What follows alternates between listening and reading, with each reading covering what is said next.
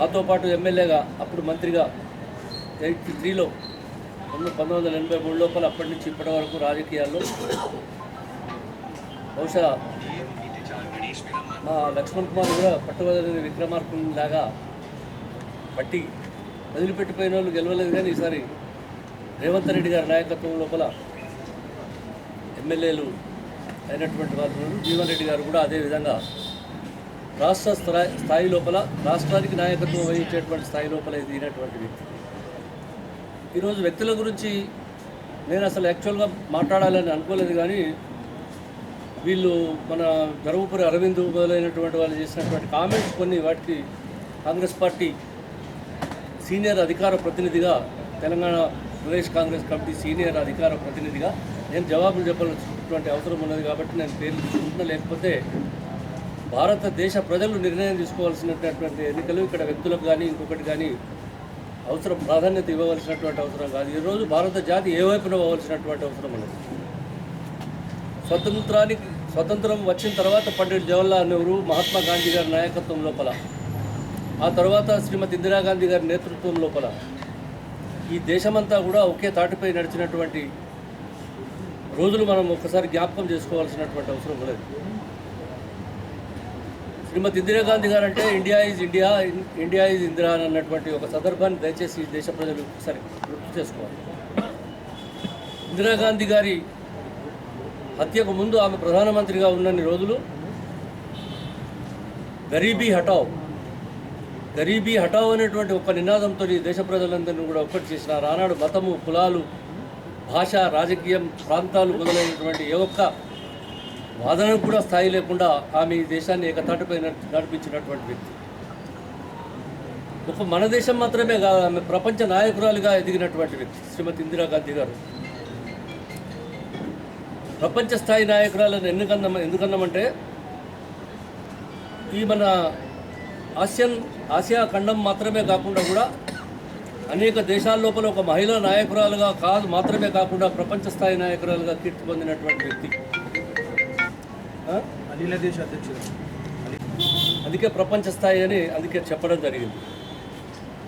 మరి ఆమె యొక్క రక్తం ఈ దేశం నడిగడ్డపైన మట్టి లోపల కలపవలసినటువంటి సమయం వస్తే ఆమె త్యాగం ఒక నిమిషం కూడా సందేహించలేదు. నీ యొక్క ప్రమాదం ఉన్నది నీ సెక్యూరిటీ వాళ్ళ ద్వారానో మరెవరి ద్వారానో, దయచేసి జాగ్రత్త తీసుకోమని చెప్పి నేషనల్ ఇంటెలిజెన్స్ వారు చెప్పినా కూడా ఆమె ఏమాత్రం కూడా ఈ దేశం కంటే నా ప్రాణం గొప్ప కాదు అని చెప్పినటువంటి మహానాయకురాలు. ఆ తర్వాత రాజీవ్ గాంధీ గారు. మరి ఆయన మనకందరికీ తెలుసు, భారత ప్రజలు మరొక గుర్తుంచుకోవాల్సినటువంటి గొప్ప నాయకుడు. ఆయన ప్రాణాలను కూడా ఈ దేశం లోపల దేశ ప్రజల కొరకు త్యాగం చేసి, ఈ దేశ ఔన్నత్యాన్ని కొరకు త్యాగం చేసి, మరి ఎవరో శ్రీలంక ముష్కరుల చేతి లోపల దాడి గురై ఈ దేశం మట్టి లోపల ఖండాలుగా కలిసి తన శరీరాన్ని కలపవలసినటువంటి సమయం వస్తే దేశ ప్రజలందరూ కూడా అంగలార్చినటువంటి పరిస్థితి అన్నాడు. మరి ఈనాటి ప్రభుత్వం లోపల ఉన్నటువంటి 10 సంవత్సరాలుగా పరిపాలన చేస్తున్నటువంటి వ్యక్తులు ఈ దేశానికి ఏం త్యాగం చేసి ఈరోజు నాయకులైనటువంటి ప్రశ్న ఒకసారి వాళ్ళు వేసుకున్నా కూడా జవాబులు లేవు. హమే కోయి చింతా నయ్యే, మేరా పరివార్ మేరా దేశ్ హై బోల్కే ఆయన అంటాడు. ఎవరు? నరేంద్ర మోడీ గారు.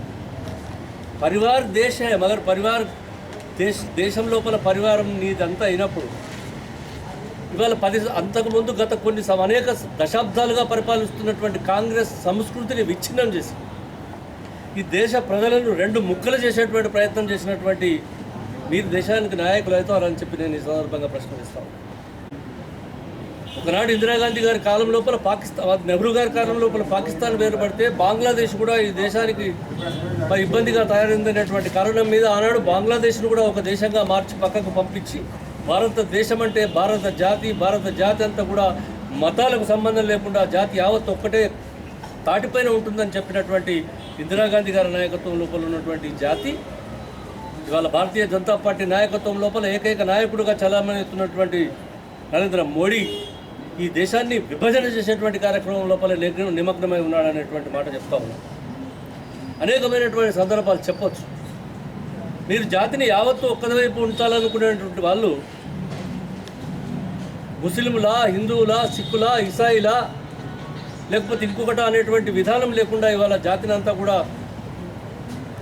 జాతీయ గీతం ఇంతకుముందు వస్తే ఇక్కడ ఉన్నటువంటి ప్రతి వాళ్ళు లేచి నిలబడినటువంటి సందర్భాన్ని మీరు ఇక్కడ చూస్తున్నారు. ఇక్కడ అందరూ అన్ని మతాల వాళ్ళు, అన్ని జాతులకు సంబంధించినంత వాళ్ళ మందం ఉన్నారు. నేను ఆ తర్వాత వినిపిస్తాను. నేను ఇప్పుడు నేను ఓవైసీ గారి ఉపన్యాసం కూడా నేను వింటా ఉంటాను. ఆయన జనగణ మన చదివి జై హింద్ అని చెప్పినటువంటి ఒక వాదన నేను ఆయన చెప్పి మళ్ళీ పోయేటప్పుడు ఆయన వాడినటువంటి జనగణ మన పాఠం నేను వినిపిస్తాను. అనుకోకుండా మనం ఆయనను స్ఫూర్తిగా తీసుకొని అడ్రస్ లేనటువంటి వాళ్ళు అరవింద్ లాంటి వ్యక్తులు ఇవాళ అక్కర్లేనటువంటి విషయాలను ఇవాళ రాష్ట్రం లోపల లేదా ఈ నిజామాబాద్ పార్లమెంట్ పరిధి లోపల చొప్పించి ఈ నిజామాబాద్ లోపల ఉన్నటువంటి వర్గాలను ఓట్లను వర్గాలుగా చీల్చి దాని వల్ల లాభపడేటువంటి వ్యక్తుల విషయం లోపల నేను చాలా పూర్తిగా ఖండిస్తాను. ఎవరో ఎంపీ అవుతారు, ఎవరో ఎంపీ కాదనేటువంటి విషయం కాదు. ఇక్కడ ఈ దేశం ఏ వైపున ఉండాలనేటువంటి నిర్ణయాన్ని తీసుకోవాల్సినటువంటి అవసరం దృష్ట్యా ఇవాళ చెప్తా ఉన్నా. ఏదో ఇవాళ పేపర్ లోపల చూస్తూ ఉన్నా, సిమి ఉగ్రవాదులకు జీవన్ రెడ్డి సపోర్ట్ చేస్తున్నాడు. బుద్ధి లేదా అరవింద్? సిమి అనేటువంటి సంస్థను ఇవాళ జాతీయ స్థాయి లోపల ఒక కేంద్ర ప్రభుత్వం కాంగ్రెస్ పార్టీ బ్యాన్ చేసినటువంటి జ్ఞానం నీకు లేదా, మీ ప్రధానమంత్రికి లేదా అని చెప్పి నేను అడుగుతా ఉన్నా. ఎన్ఆర్ఐలకు జీవన్ రెడ్డి ఏం చేయలేదు, లేకుంటే కాంగ్రెస్ పార్టీ ఏం చేయలేదు. నేను మీకు చెప్తా ఉన్నా, ఇవాళ ఇక్కడ ఉన్నటువంటి భారతీయ జనతా పార్టీ కావచ్చు, లేకపోతే వాళ్ళ ప్రతినిధులు కావచ్చు, లేకపోతే వాళ్ళ నాయకులు కావచ్చు, అరవింద్ కావచ్చు,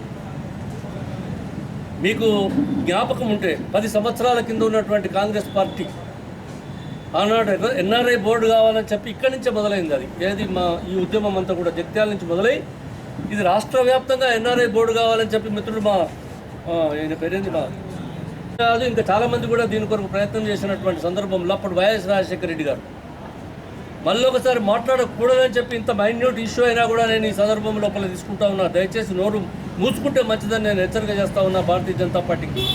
ఎన్ఆర్ఐ అనేటువంటి ఒక శాఖను రాష్ట్ర ప్రభుత్వం లోపల క్రియేట్ చేసినటువంటి వ్యక్తి డాక్టర్ వైఎస్ రాజశేఖర రెడ్డి గారు, కాంగ్రెస్ పార్టీ ప్రభుత్వం అనేటువంటి మాట ఈ సందర్భంగా చెప్తా ఉన్నా. మీకు జ్ఞానం ఉందా, జ్ఞాపకం లేదా, బుద్ధి మాంద్యం అయిపోయిందా మీకు అని చెప్పి నేను అడుగుతా ఉన్నా. ఆ శాఖకు మంత్రి మన జిల్లా మంత్రి ఆనాడు శ్రీధర్ బాబు గారు. అంటే ఏది పడితే నోటికి వచ్చినటువంటి కూతలు పూసి మాట్లాడి అప్పటిదప్పుడు ఆ బజార్ లోపల, ఆ వాడ లోపల, ఆ ఊరు లోపల, ఆ పట్టణం లోపల ఏదో విభేదాలు సృష్టించి దాని ద్వారా ఓట్లు సంపాదించాలనేటువంటి నీచత్వం ఉన్నటువంటి మనుషులు మీరు. ఈ దేశం లోపల ఉండేటువంటి పదే పదే పదే పదే రేపు మోడీ ప్రధాని కాకపోయినట్టయితే పాకిస్తాన్ బాంబులు వేస్తుంది. బుద్ధున్నదే మీకేమన్నా? పాకిస్తాన్తో కొట్లాడి పాకిస్తాన్ మీద గెలిచి బంగ్లాదేశ్ను సృష్టించి ఇవన్నీ చేసినటువంటి నాయకురాలు శ్రీమతి ఇందిరాగాంధీ గారు. శ్రీలంక లాంటి దేశాల లోపల పీస్ కీపింగ్ సైన్యాన్ని పంపించి దక్షిణాసియా లోపల మొత్తం శాంతిని నెలకొల్పేటువంటి ప్రయత్నం చేసినటువంటి వ్యక్తి రాజీవ్ గాంధీ గారు. వారి రక్తం ఇక్కడ ఏరులై ప్రవహించింది. ఈ ప్రజల జీవన విధానం లోపల ఒక భాగమైపోయింది వాళ్ళ రక్తం. ఏ ఒక్కరి వ్యక్తి అయినా ఈ జాతికి ప్రాణదానం చేసినటువంటి వాళ్ళు, జీవనదానం చేసినటువంటి వాళ్ళు, లేకుంటే ఇంకా ఏదైనా దానం చేసినటువంటి వ్యక్తి, త్యాగం చేసినటువంటి వ్యక్తి అటల్ బిహారీ వాజ్పేయి దగ్గర నుంచి మొదలు పెట్టుకుంటే ఇంకా కింది దాకా ఉన్నటువంటి అరవింద్ దాకా కూడా నేను అడుగుతా ఉన్నా, ఏంటి మీ త్యాగాలు ఈ దేశం కొరకు, ఈ జాతి కొరకు అని చెప్పి నేను అడుగుతా ఉన్నా. బుద్ధి లేని మాటలు మాట్లాడకండి దయచేసి. ఈరోజు రాహుల్ గాంధీ గారి నాయకత్వం లోపల ఉన్నటువంటి కాంగ్రెస్ పార్టీ, శ్రీమతి సోనియా గాంధీ గారి నాయకత్వం లోపల ఉన్నటువంటి కాంగ్రెస్ పార్టీ, మరి ముఖ్యంగా ఇక్కడ రేవంత్ రెడ్డి దండివాని కంటే మొండివాడే గొప్పవాడని చెప్పి ఒక సామెత ఉన్నది తెలుగులో. ఎంత మొండిగానైనా కూడా ఈ రాష్ట్రం లోపల ప్రభుత్వాన్ని సాధించాలని చెప్పి రాష్ట్ర ప్రజలను ఒప్పించి తెలంగాణలో 2వ ముఖ్యమంత్రిగా ఇవాళ ఎన్నిక కాబడినటువంటి రేవంత్ రెడ్డి గారి యొక్క నిర్ణయాలను దయచేసి మీరు పరిగణలోకి తీసుకోండి అని చెప్పి నేను బీజేపీ వాళ్ళని కూడా కోరుతా ఉన్నాను. ఇంత గట్టి వాళ్ళు చేసింది ఒకటి, దీని మీద రాష్ట్ర ప్రభుత్వం ఎందుకు చర్యలు తీసుకోవడం చేస్తున్నారు? ఎవరన్నారు? కమిషన్ వేసింది, కమిషన్ విచారణ జరుగుతూ ఉన్నది. ఎన్నికల లోపల దాని వలన అనవసరమైనటువంటి లబ్ధి పొందాలనేటువంటి భావనతో కాంగ్రెస్ పార్టీ ప్రభుత్వం ఉన్నది తప్ప ఇవాళ కమిషన్ ఎంక్వైరీ, నిన్న కూడా కమిషన్ పోయింది అక్కడికి కాళేశ్వరానికి. ఇది రాష్ట్ర ప్రభుత్వం వేసినటువంటి కమిషన్. ఇప్పుడు ముంజేతి కంకణాలకు అద్దాలు ఎందుకు అని దీన్ని చూస్తేందుకు మన కళ్ళతో చూస్తుంది, దీనికి అర్థం అవసరం లేదు. కాళేశ్వరం పొక్కబడ్డది అనేది నాశనం అయిపోయింది, కూలిపోయే పరిస్థితిలో ఉన్నది అనేది ఇది జగమెరిగిన సత్యం. ఏ అబద్ధాన్ని నిజం చేయడానికి ఇది భారతదేశంలో కాదు, ఆస్ట్రేలియా కాదు, ప్రపంచం లోపల ఒక వినూత్నమైనటువంటి ప్రాజెక్టు. దీనికి రచయిత నేను, మేధావిని నేను, నా మెదడు ముక్కుల నుంచి మేదాకా కష్టపడి దీన్ని తయారు చేసిన అన్నాడు. అవును, నిజమే.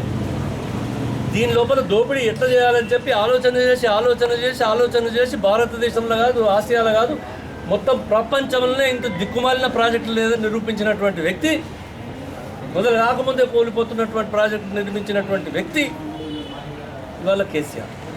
దీనికి అందుకే నేను ఏమన్నా ముంజేతి కంకణాలకు అద్దాలు అవసరం లేదు. ఇది కనబడుతున్న సత్యం, ఇది ప్రపంచమే ఆ విస్తుపోయేటువంటి సత్యం. అంటే ఇంత దోపిడీ కూడా ఉంటుంది ఒక ప్రభుత్వం, ఇట్లా కూడా చేస్తారా అని చెప్పి. కాబట్టి నేను ఏదో కొంచెమంతా చిన్నగా పొక్కబడితే అందరిలో పెడతాను అని చెప్పి ఏదో పిచ్చి పిచ్చి ముచ్చట్లు మాట్లాడతాను. మొన్న కూడా అనవసరమైన గ్రామాలకు ఊళ్ళకు పోయి ఏవో సభలు పెట్టి దానికి అసలు ఒకదానికి కోఇన్సిడెన్స్ లేదు, కాన్సెప్ట్ లేదు, కథ లేదు, కార్యక్రమం లేదు. ఎగ్జిస్టెన్స్ కొరకు ఉన్నన్ని రోజులు సంత దొరికేదాకా తిరుగుదామని, ఎక్కడ పడితే అక్కడ సంతలో దొరికి పారిపోయేదామనేటువంటి ఆలోచన. కాంగ్రెస్ పార్టీ ప్రభుత్వం ఎప్పుడు కూడా ఊరుకోలేదు. ఇప్పుడు ఈ ఎలక్షన్లో ఏ వరకల్లా రిపోర్ట్ రెడీ ఉంటుంది. రిపోర్ట్ రెడీ అయినాక జైలు దర్వాజాలు ఖుల్లా అవుతాయి. ఒకవేళ ఈయన విదేశాలకు పారిపోవడం, లేకుంటే ఇక్కడ జైల్లో సురక్షితంగా బతుకు వెళ్ళడి.